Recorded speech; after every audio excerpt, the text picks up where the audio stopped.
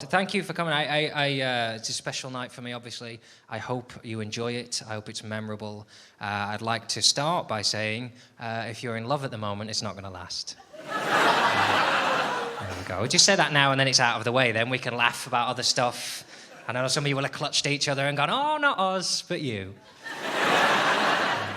Sad thing is you think I'm wrong. It's just going to hurt you more. So the reason that's a fact, of course, is I'm not saying you're going to break up. You might not break up. You might be with that person forever. But then you'll die. Now, that's not supposed to be a shock.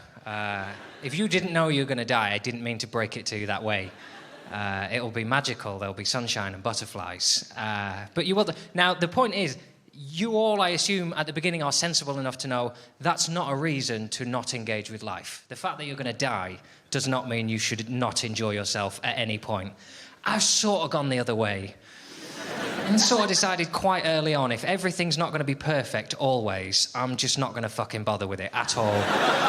And it just means I've wasted so much of my life, because I'm going to be 30 this year. It's quite a big year for me. And I really wish I hadn't tried so hard in my 20s. Because all my friends are turning 30 this year. It's quite interesting, because I made friends when I was at school and university, and then I went to make more friends, and I thought, everyone's the same. I've already got one of each. You know when you meet new people and you go, oh, you're a bit like my mate. Well, fuck it, don't need you then. I'll call you if Gary dies. But other than that, you were just too similar. So we're all sort of turning 30 this year, and they're sort of freaking out. They're like, oh my God, I can't believe it. Just, oh, what was that? Life? Ah! My friends are arseholes, so I probably should have mentioned that. But I sort of feel the opposite way. I feel like turning 30's made me realise, do you know what?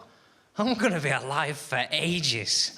I'm really going to be alive a long time. And it's good, but the reason it feels long is that for some reason in this country, when you get to 18, we've already given you everything. It's ridiculous. By 18, we've gone, oh, you're right, you're 18, are you? Yeah, now you can drive, drink, gamble, fuck, go on, do everything, do the lottery. It's too much pressure to have at 18. Like, oh, I better do everything and be the happiest person alive then, shall I? It's ridiculous. We save one thing. There's one thing we keep back to just go, oh, I know you think life's amazing now, but just hang five, because, well, when you're 25, you'll be able to hire a transit van. Well, it seems too good to be true at the moment, but you'll be able to hire a transit van, and there'll be no excess on that whatsoever. Oh, I'll never forget my 25th birthday. Oh, straight down Europe car I was. Oh, I'll have the long wheelbase transit, please. No excess on that. I'm 25 today. We're just going to cruise around and pick up chicks, I guess. Yeah. Loads of them. I got a transit. No, I can't keep them in the boot. Ah, well. Just two, then. It's ridiculous, because you don't need everything at 18, do you? By all means, I would happily make sure 18-year-olds can drink. It's early enough to know that the world isn't perfect. Have a beer. But just don't let 18-year-olds drink everything. What does an 18-year-old need with single malt whiskey?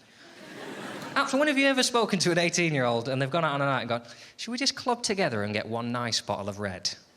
I think that would be nicer, wouldn't it, really? Just by all means let them have wine, but only like Blossom Hill.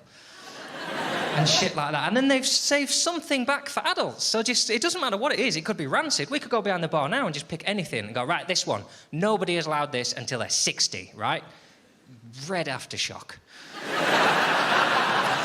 We should have looked at the bottle first. But it wouldn't matter how rancid the drink is. It's just about the excitement of having something to look forward to, isn't it? And then by the time you were 59, you would be camping outside Wetherspoons. On the eve of your birthday with the excitement, I'm just worried they're going to sell out. So I'm getting in there at 9:30. I'm having one for every year. Just Then you'd be getting ID'd in your 50s, which would be exciting and make you feel young again, wouldn't it? Just, you fuck off, I'll get these. I look the oldest. I've got a beard. Because I really tried in my 20s, because I thought that was the thing. I thought if I get everything right in my 20s, then I can just coast through life being perfect. Do you know what I did in my 20s? I cleaned skirting boards with an antibacterial wipe. And nobody told me. If I could go back now, I'd just go, what are you doing? Go and have sex with someone, you penis. I wouldn't listen. I'd say, who's going to want to have sex with me when they see the state of these? I honestly thought women would give a shit if I had clean skirting boards. And I thought, if I get everything perfect now, then that'll just last forever. And now I realise how stupid that is. Give us a cheer if you're about 30 at the moment. It's quite exciting. You enjoying it? No. Give us a cheer if you're about 18. Much happier noises. Much happier. You've got so much potential ahead of you. My advice, please don't try for at least 10 years. Be an arsehole. Burn stuff. Just... Because then when you get to 30, you're allowed to just say, oh, you know when I burnt your house down? I'm really sorry about that. It's just going through a really difficult phase. And people are morons. They'll go, I really admire you for saying that. It takes a lot of guts to own up to something like that.